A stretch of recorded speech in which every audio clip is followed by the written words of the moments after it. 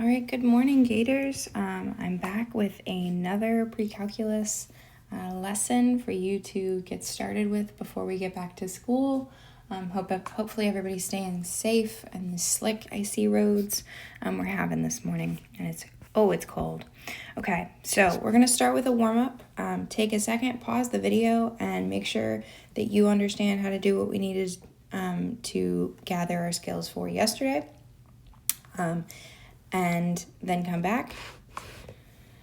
So hopefully you've taken a second to work on these problems. Across the top, you see there are sheets on the bottom of the bookshelf. The bottom of my bookshelf is where I keep all my extra paper resources, so graph paper, lined paper.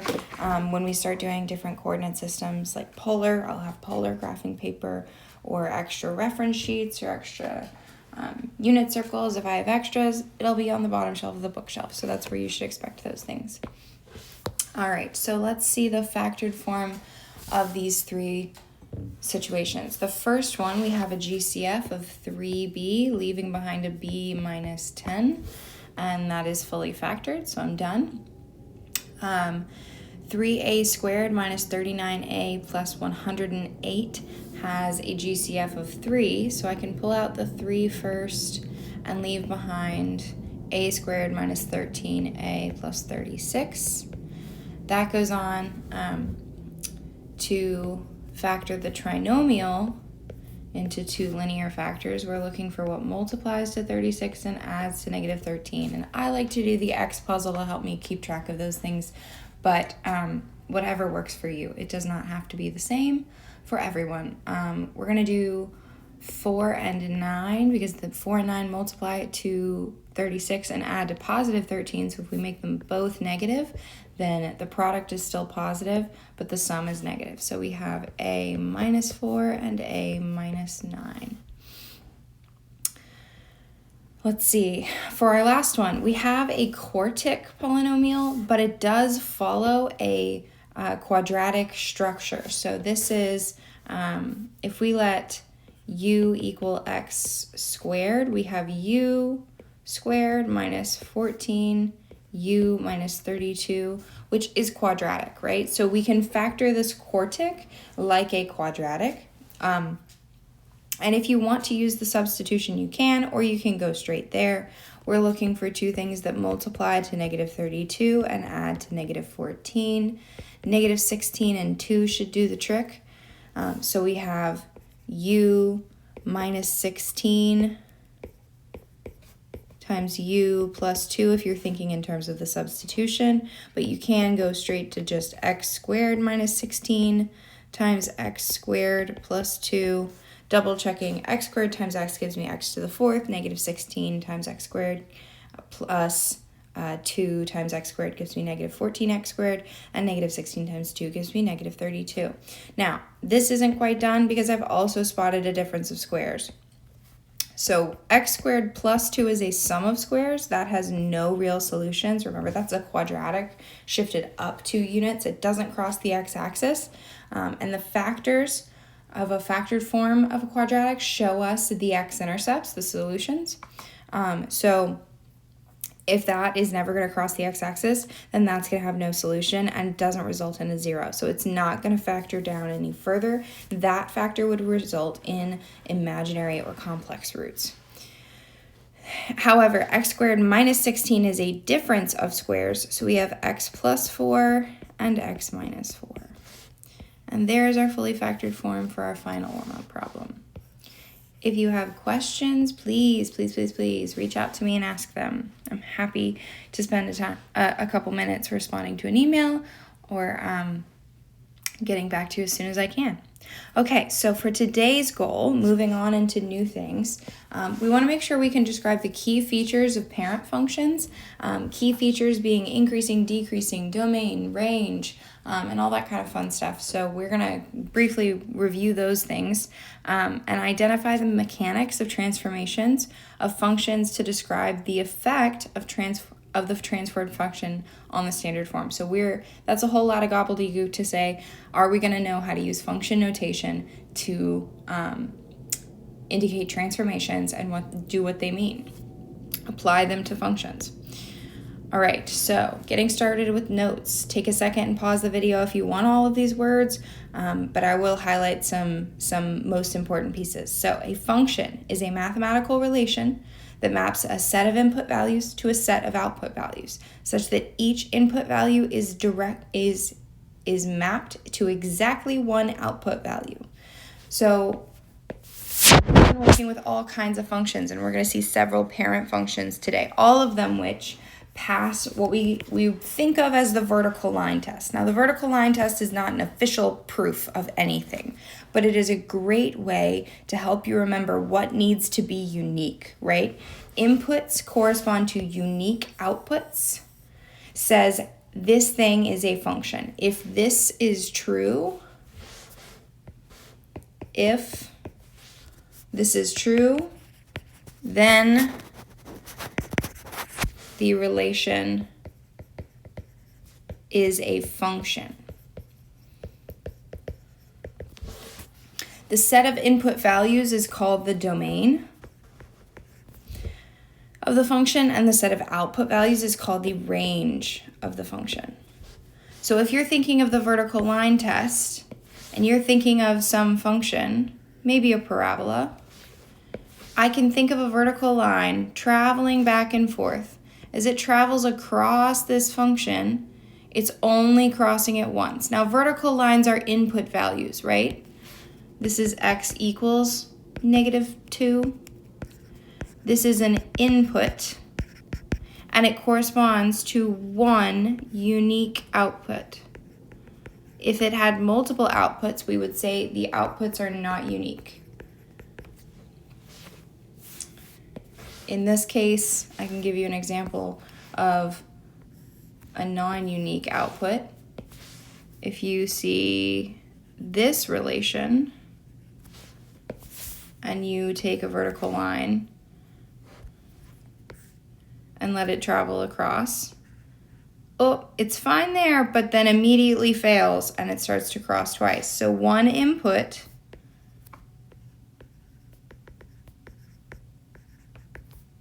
has multiple outputs.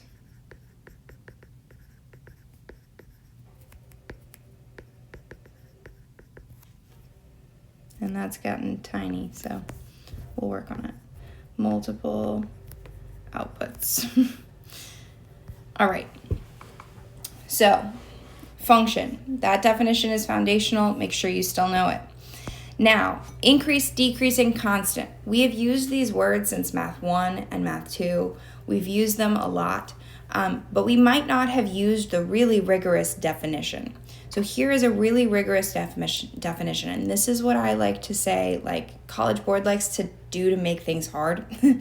Sometimes the math they're asking you to do is not hard at all, but they put it in really fancy phrasing and high rigor vocabulary to make it look scarier than it is. So let's read and break down this vocabulary.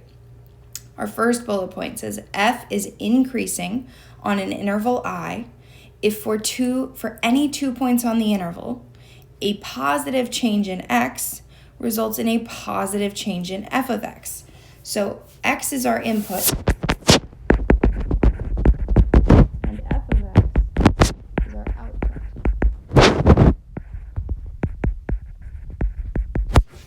So a positive change in inputs, that is left to right.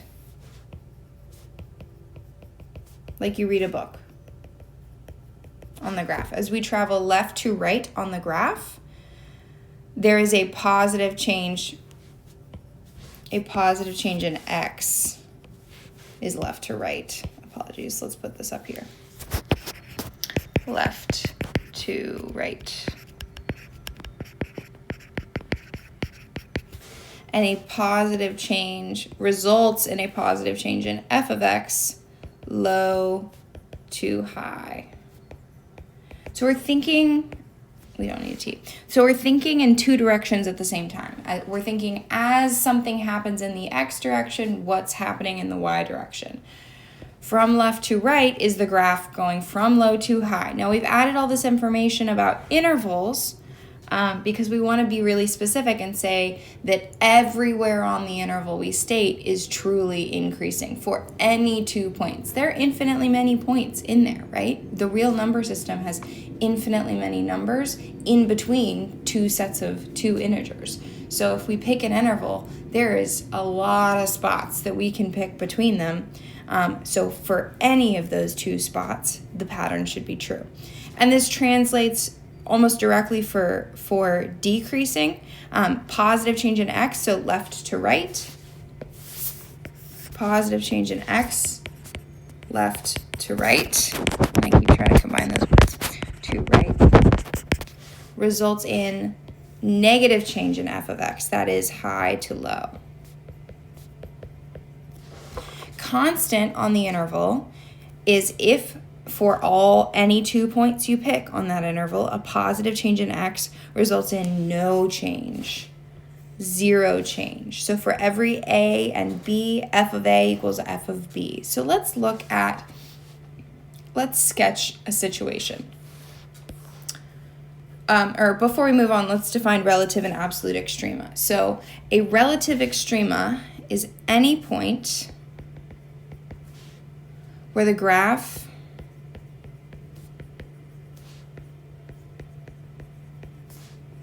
changes from increasing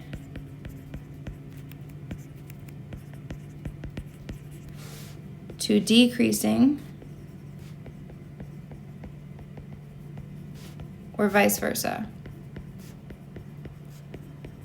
An extrema is where the graph changes from increasing, decreasing, or decreasing to increasing. An absolute extrema is the highest of the high or the lowest of the low. So if you are thinking about absolute extrema, all absolute extremas are also technically relative extremas, but they have the most extreme. So they're at the ends of the range. So these are the relative extrema.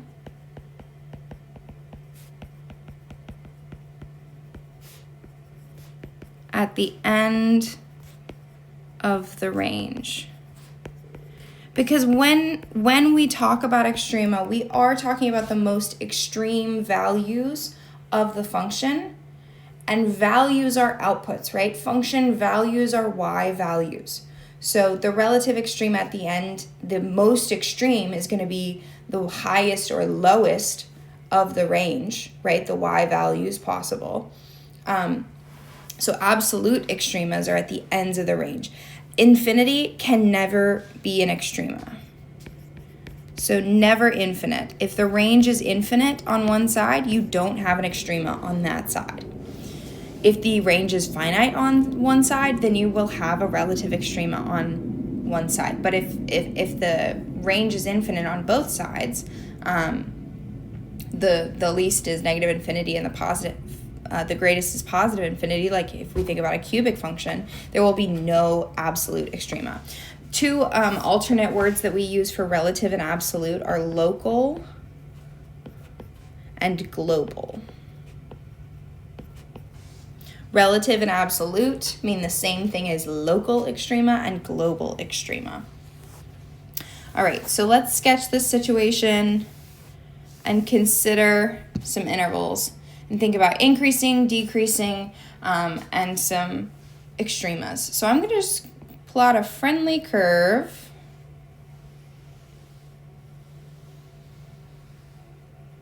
All right. Now, let's first think about the definition of increasing. And I'm going to give us some points on our extremas. If we want to think about increasing, then let's pick this section here. I'm going to name this point, this x value A, and this x value B. This coordinate has x value A and y value, if we're calling this function f of x, then this y value is f of a, right? So the coordinate can be written a comma f of a. And b we'll have a y value of f of b. So x is b and y is f of b, input and output.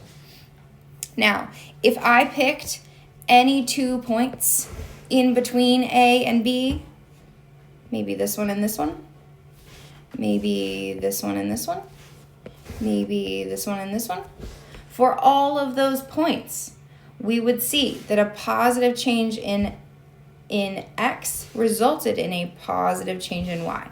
That is our definition of increasing, right? So a to b is increasing. We have a to b. Now, by convention in this course, we are always going to use parentheses on increasing and decreasing intervals. That's a bit of debate in mathematics and really depends on the textbook that you're using. So if you run into increasing, decreasing intervals that use brackets, don't panic. But typically, more frequently, we use open intervals for increasing and decreasing. So that's what I'm sticking with. But don't panic if you see something different. All right, we have another increasing interval. So let's label that C,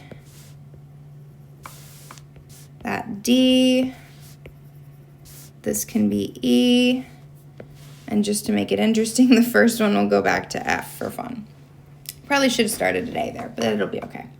Our labels will work. So we do have another increasing interval from the orange dot to the green dot, that's C to D. Notice we're using the X values to indicate our intervals. We have 3 decreasing intervals. Decreasing. We have from F to A. We use the union symbol in between intervals. We have from B to C and from D to E. Then let's name all of our extremas. So we have a relative extrema. Let's make these match. Relative extrema. We have I shouldn't say extrema. That's the general term. This is a relative maximum. This is a relative minimum. This is a relative maximum. A relative minimum. This is our absolute maximum. Now it is also technically a relative minimum, but I like to think of it this way. If you have a square, you know it is also a rectangle, right? By definition and the properties of quadrilaterals, every square is also a rectangle. But if you have a square, you're always going to call it a square, right? That's the same thing with absolute maximums and global maximums. Yes, they do meet the criteria of being a relative maximum, but we're going to call them by their most specific name. Our x value E, y value f of E is our absolute minimum. This is the lowest point on the graph. It is lower than our second place option, which would be a comma f of A. All right, so our function behavior. If you want to pause and try this yourself and then come back to check, let's see how we would describe the pieces of this function. So I'm going to highlight increasing in green. We have one increasing section here and no other increasing. We have decreasing I'm going to do in red. That's here and here. And constant in yellow, that's here.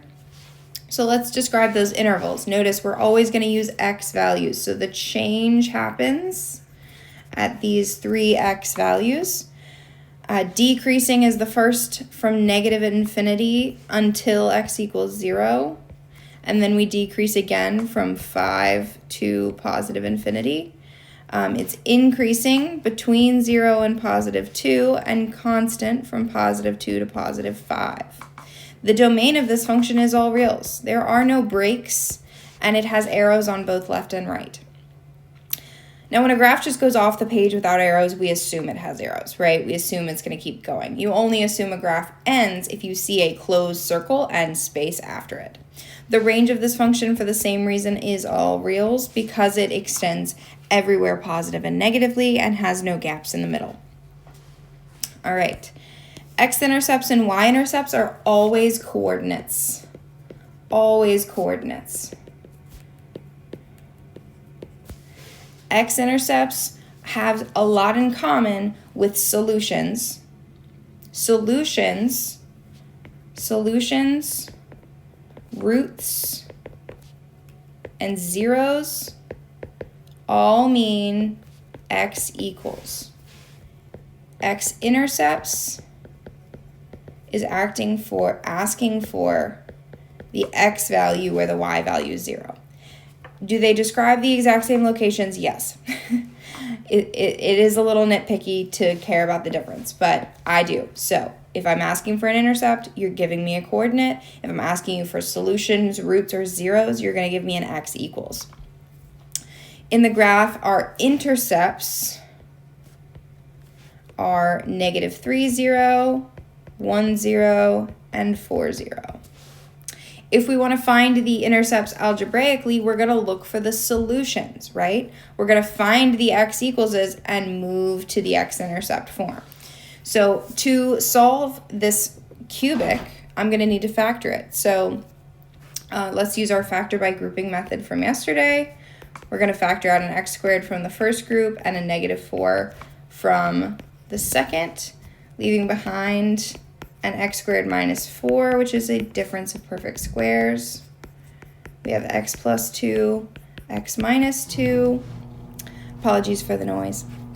And so our solutions, and really I should have been setting these equal to 0 and showing an equation to solve, right? So when we have a factored polynomial set equal to 0, we're allowed to set each factor equal to 0 because of the zero product property.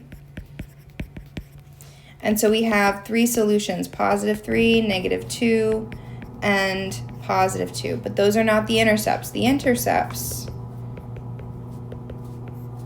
are the coordinates 3, 0, -2, 0, and +2, 0. Those are our solutions. Sorry, I shouldn't. The answer to this question. The solutions are x equals. All right. So parent functions. Let's talk about parent functions and transformations. Now that we've talked about all that kind of jazz of what we can do to describe them, let's also talk about the functions we want to describe. So x squared is our quadratic parent function for this example, right? I've got a vertex form quadratic showing a vertical stretch, a horizontal shift, and a vertical shift, right? All of these transformations should be pretty familiar. But what we're going to add into the mix today is a horizontal dilation. All right, so our parent functions, I encourage you to pause the video and try and do this matching activity. So pause, come back, and I'll do the solution in a second. All right, so our linear function, and actually I'm just going to go down the line and identify what kind of function I'm looking at here. Because my highest power is a cubic, is a third power, I'm looking at a cubic, that's number 5. I see a square root, so that's number 6. I see this form looks a whole lot like the quadratic we just saw, but it has one key difference, is that the exponent here is 1. There is no exponent, right? So that's linear. Our x value is to the first power. I see absolute value brackets, so that's number 4. I see an x in the exponent. This pi is just a distraction. Pi is 3.14. That's shifting down by 3.14 and some change. So we just, it's a constant. It doesn't change which type of function we got going on. X in the exponent says exponential. I see a root that has a little 3 in its little v, so we are looking at a cube root. A log with no base is a log base 10. We'll talk about that more in this course. This is number 9, a logarithmic function. I see the product of 2 linear factors. If I were to multiply those out, my highest power would be these first term times first term for x squared, which is a quadratic. And then we see x in the denominator, and that is our hint at reciprocal or inverse variation or rational. I tend to call them rational, but reciprocal function is also sometimes used. All right, so let's quickly go over linear functions. Linear functions have all real domains and all real ranges. If we had a parent point, we would call it, if we were picking one point to call the parent point, we'd pick 0, 0. The parent function is always increasing, so it's increasing on its entire domain. The end behavior, I'm going to use what's called limit notation. So go ahead and start practicing drawing this limit notation. We'll talk about it tons more. But the limit as x approaches negative infinity of the function, we're going to call it f of x, equals. This is limit notation. This says as x goes to negative infinity, y goes to negative infinity. These mean the same thing, right? On the right side, as x goes to positive infinity, our function also goes to positive infinity. And then I've got some slope, intercept, and point slope form cheat sheet for your reference. Moving on to quadratic functions. Domain is all reals. The range is not all reals. The range is from the vertex, that minimum location, the minimum value, the y value of the vertex, all the way up. So in this case, for the parent function that is 0 to positive infinity, it has an absolute minimum at 0, 0. Increasing, decreasing, it decreases from negative infinity to 0 and increases from 0 to positive infinity. And end behavior, both sides, as x goes to negative infinity, the function will go to positive infinity. And as x goes to positive infinity, the function will go to positive infinity. There are 3 forms of quadratic: standard form, vertex form, and factored form. Standard form shows you the y-intercept. That's the y value of the y-intercept. Vertex form shows you the vertex. The x value is opposite, so this vertex would be 3, negative 32. It'll also indicate a stretch or compression. This is the form that shows us our transformations. Factored form shows us our x-intercepts. So set each of those factors equal to 0, and you'll find the solutions, which are the locations of the x-intercepts. I am moving a touch faster through this content than I would maybe in class to give you time to write, because you can pause this video. I want to keep things moving. But in class, if you ever need me to slow down, please let me know. All right, let's see. So exponential functions. The domain is all reals. The range will again be 0 to infinity, but we won't include 0 because there is a horizontal asymptote at 0. There is a horizontal asymptote at y equals 0 that we do not cross. This function is always increasing, so increasing on its entire domain. And the end behavior on one side, as x goes to negative infinity, this function goes to the horizontal asymptote. The y value of the horizontal asymptote is 0. But on the right side, it increases exponentially. Be careful using the phrase increases exponentially. You don't want to say something is increasing exponentially when it's not actually an exponential function. Quadratic functions increase in a quadratic way, not in an exponential way. There's a big difference.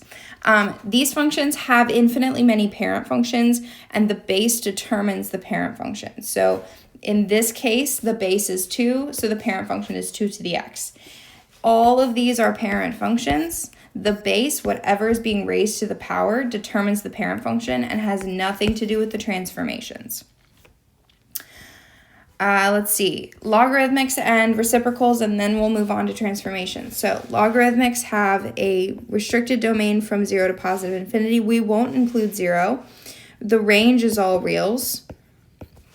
And there is a vertical asymptote at x equals 0. This function is always increasing.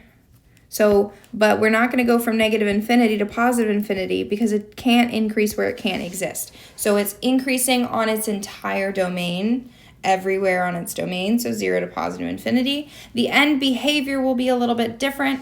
Don't stress too much about this now. You will not be held accountable for this notation until we get to Unit 2 and start talking about logs. But I'm going to use a one-sided limit. So as x approaches 0 from the right side, this function goes to negative infinity. As I travel along this function from the right going towards 0, it's going down forever. The limit as x goes to positive infinity of this function is positive infinity. Last but not least for our parent functions is our reciprocal functions. These functions exist everywhere except for where division by 0 is attempted. And when x is 0, this function is trying to divide by 0. So everywhere except for 0, we pick up our domain at 0. The range is everywhere except for the horizontal asymptote in this case because the function does not cross its horizontal asymptote. Y equals 0 is the y value this function skips. It has a horizontal asymptote at y equals 0 and a vertical asymptote at x equals 0. This particular function is decreasing on its entire domain. That is from negative infinity to 0 and 0 to positive infinity. It is not increasing or decreasing at 0, but both pieces and parts as we move from left to right are decreasing, are experiencing a negative change in y. All right, and behavior. Both sides of this function approach the asymptotes. So the limit as x approaches negative infinity of this function is 0, and the limit as x approaches positive infinity of this function is also 0. On the left and the right, our y value gets closer and closer to the x-axis. Okay, that was very fun. A little bit dry, but we've got our parent functions to reference now. The transformations of our functions, we have rigid and non-rigid transformations. So rigid is scoot left and right, reflect, move around.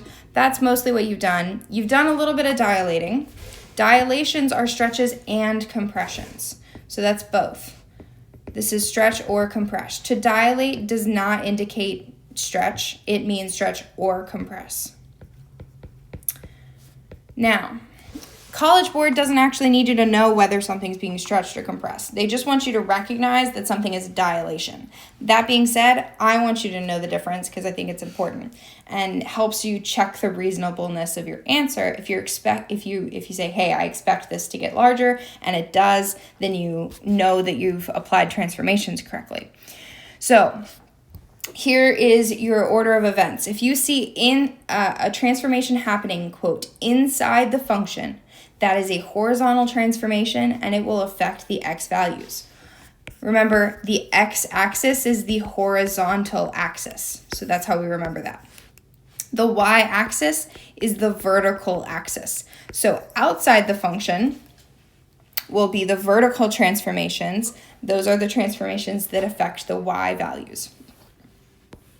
So moving on to our transformation form. This is a general form that says let f of x be the parent function of g of x. We would see the transformations if it's in this form, right? So outside the function are a and k. These are outside the function. Inside the function, f of, this is the of part, this is inside the function. These are horizontal. So these are vertical. And these are horizontal. Vertical transformations affect y values. Horizontal transformations affect x values. I like to say A and K are always kind. A and K are always kind, but B and H, they're the inside man. B is backwards and H is a liar. They're going to try and trick you. You ever heard of a double agent, the man on the inside? B and H are tricky. They are going to try and trick you. And you're used to the tricks of H, right? You're used to seeing X plus H saying, oh, we're moving this graph left. And X minus H say, move the graph right. Well, B has its own tricks, and you may not have the most experience with B. B will be the reciprocal of the scale factor. So let's analyze just a little bit. A and K are always kind. So up and down is positive and negative k. So if we want to move down, that's negative k. Up is positive k. Left, if you see x plus h, you're looking at a negative h, right? If you see x minus h, you're looking at a positive h, right? Reflection in the x-axis means the y value changed, right? We went from a y value to the negative version of that. So if y values change, that's a vertical transformation, and it happens on the outside of the function. So the negative on the outside goes over the x-axis. A reflection over the y-axis changes x, right? If it changes x, it's horizontal, and it happens on the inside. So negatives do the reflection, and technically those negatives go with this a value, but we're always going to talk about dilations with the positive a value and let the negative be a separate transformation. So let's talk dilations. If we want to vertically compress, I like to think about a textbook on top and bottom coming closer and closer and closer together, right? Squishing vertically. So if you put something in like a panini press, it's going to get wider and wider and wider. It's going to squish outwards. So a vertical compression gets wider and wider and wider. Now, verticals are outside, so that's going to be our a value times the f of x. Our stretch, vertically stretching, if you get out of bed and you stretch up in the morning, your arms are to the sky, your parabola gets skinnier, right? Taller and skinnier. So again, that is the outside vertical transformation. That is a times f of x. This function will compress or stretch vertically by a dilation factor or a scale factor of a. Now, when we multiply by a number, we take the value of the function and we multiply by a number. If a is greater than 1, those function values are going to get bigger. When a is less than 1, but greater than 0, of course, then the function values will get smaller. So those are the compressions. Now, horizontal are the fun ones. These are the b values. Because horizontal affects x, they're inside the function. So both of these are going to be f of b times x. F of b times x. Now, if you are horizontally compressing, I like to think about the scene in Star Wars where they're in the trash compactor and the walls are closing in on them. It makes me very scared. It gets to me. But our horizontal compression, imagine walls closing in. You get closer and closer and closer together in the x values. So the horizontal compression looks a whole lot like the vertical stretch. And for some functions, they are equivalent, but for many, they are not. And then last but not least, we have the horizontal stretch. If those walls closed in and they got really close and then you stuck to them and they stretch you out in the horizontal direction, they're going to end up wider. Let's close these parentheses and think, okay, so now I said B was backwards, right? B is backwards, H is a liar, they're the inside guys. B is the reciprocal of the scale factor, okay? So if you want to know what we're multiplying by to change the x values of the function, we're going to multiply the x values by the reciprocal. So a compression happens when the scale factor is between 0 and 1. That means the b value is greater than 1.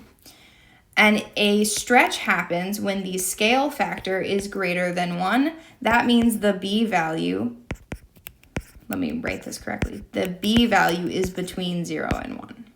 So it's backwards, right? It's the opposite. But you can always trust the scale factor to tell you what's happening, right? If what you're multiplying by is greater than 1, it's going to grow. And what you're multiplying by is between 0 and 1, it's going to shrink. You just have to make sure you know what you're multiplying by, the scale factors. And that's just a restatement. Compression or shrink, scale factors between 0 and 1, enlargement or stretch, scale factors greater than 1. Just come up with the scale factor and you can get the rest. It is also really important that you apply transformations in the correct order. Now, lots of people debate about the best way to present this, and there are many correct ways, but what it comes down to is order of operations. The transformations that we're talking about right now are linear transformations. So we're only multiplying and adding. Linear functions, mx plus b, multiply and add, right? And we always do the multiplying before we do the adding. So do the same with transformations. Now, the transformations on x only matter together, right? The transformations on y are acting on completely different numbers. So it doesn't matter if you do x then y or mix them up. You can go left to right if it's in this standard form. Right? If it's in that standard form, you can go left to right because we multiply, add. As long as you multiply before you add and subtract, you're fine. But what I like to do is I do verticals together and horizontals together. So A comes before K because we multiply A and we add K. And B comes before H, we multiply B and we add H. So order of operations applies. Multiply and then add. You must stretch and compress and reflect before you shift left and right or up and down. All right, so let's think about this function. Now, we're just going to do a sketch, right? Sketches mean that scale doesn't matter. So this dilation is not going to be perfect. Scale does not matter, and I'm trying to write scale.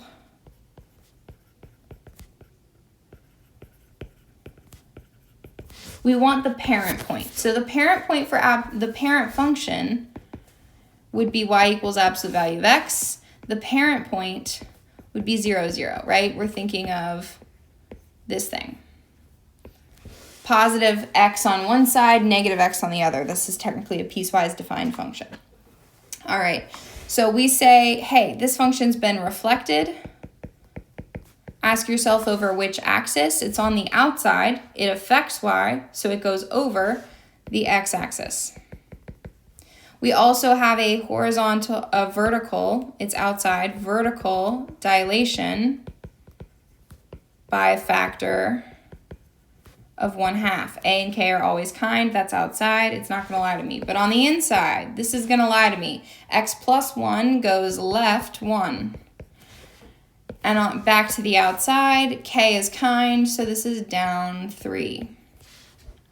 So I know my parent point, 0, 0, is going to undergo these transformations, right? The x value will be subtracted by 1, left 1, and the y value gets multiplied by negative 1/2 and subtracts 3. But if we take the y value 0 and we multiply by negative 1/2, nothing happens to it. So our new parent is negative 1, negative 3. So let's plot it. Negative 1, 1, 2, 3. There's our new parent point. We have a reflection over the x-axis. Now, if we think about the parent function, remember, we reflect and stretch before we shift. So technically, the reflection happens, and then we shift left and down, right? So that's kind of the 3 stages of this function. And let's back it up and plot a nice one. So our shape is a downward facing absolute value function. I'm going to leave this one.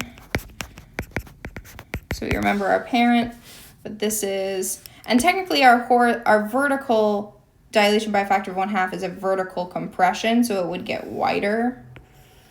That does not have to be perfectly indicated if you're just sketching, but it does help. So I'll label my parent point, and that is a sketch. All right, you try this one. Pause the video, see if you can make that happen. Okay, let's do it. So we have a reflection. I see a square root function. The parent function of square root has a parent point at 0, 0 and increases to the right. So I'm going to think about that parent as I'm sketching. This is out of order, right? I can switch the addition to see my A value is negative 1, my B value is 3, but you may or may not have caught my trick. This was not in standard form. So this has what we call a hidden transformation. The b value is 3, but it's not in that standard form. I'm going to go back a couple slides and show you again. This standard form has b factored out of the x minus h. X needs no coefficient. X needs no coefficient. So we factor it out whether it comes nice or not. It does not have to be a GCF. It just has to come out. So the coefficient of x was 3, so I factored out 3. In this case, it's nice. 6 divided by 3 is a nice integer, positive 2. So we have a reflection over the x-axis, a horizontal dilation by the reciprocal, so a horizontal dilation by 1/3. We're multiplying the x values by 1/3, a shift left by 2, subtracting 2 from the x values, and up 1. Now our parent point 0, 0, multiplying by the x values by a negative doesn't do anything. Multiplying the x values by 1/3 doesn't do anything. And I should have said multiplying the y values by a negative doesn't do anything. But shifting left and up does. Left 2 and up 1 puts the parent point at -2, positive 1. We do reflect over the x-axis. So a reflection over the x-axis would look like that. So it's going to follow that shape.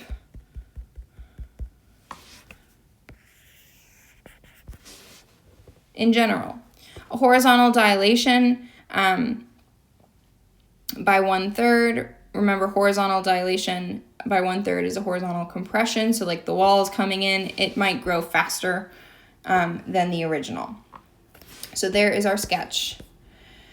Okay, we've made it to the end of a very long lecture. Thank you for hanging with me. Our last type of problem is applying the transformations to the x and y values of a coordinate, or the x values of a domain, or the y values of a range. So to transform the x values,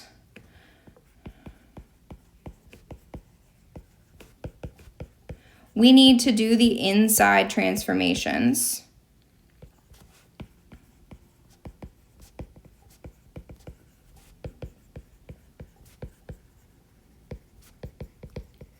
And we've been told this point A lies on the function f of x. All these things happen to f of x. We want to know where the point ends up on G, right? If G is defined by transforming f of x, it's defined by moving its points around, then where do the points end up? So let's transform the x values. We're applying the inside transformations. Now, this is just like our last problem. We need to factor out the b values. So we see a horizontal transformation, a horizontal dilation by a factor of 1/3, and a shift right by 2. So we multiply by 1/3 and we add 2.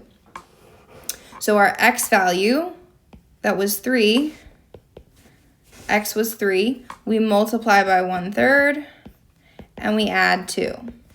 That is 1 plus 2, that's 3. So the x value didn't actually change. Another way we could do that is we could set the original thing equal, factored or not, equal to the old x, and solve for the new x. So we end up undoing and doing the opposite of everything that was inside. 3 minus 6. Have I done something funky? Right 2. It was a negative. There we go. We add 6, so we get 9, and 9 divided by 3 is 3. So our new x value is 3. So this particular set of transformation mapped this x value back to itself. But then let's do our vertical transformations. So same situations, but let's just change a couple words. We're going to transform the y values and apply the outside transformations. So our outside transformations are a reflection over the x,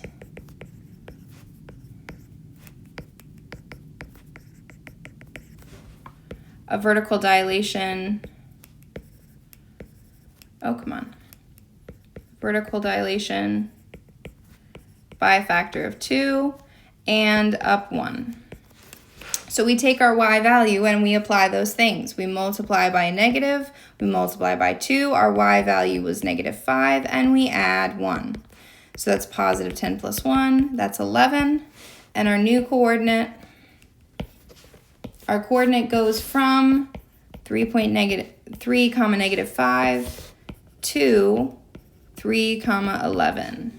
And this is on f of x, and this is on g of x.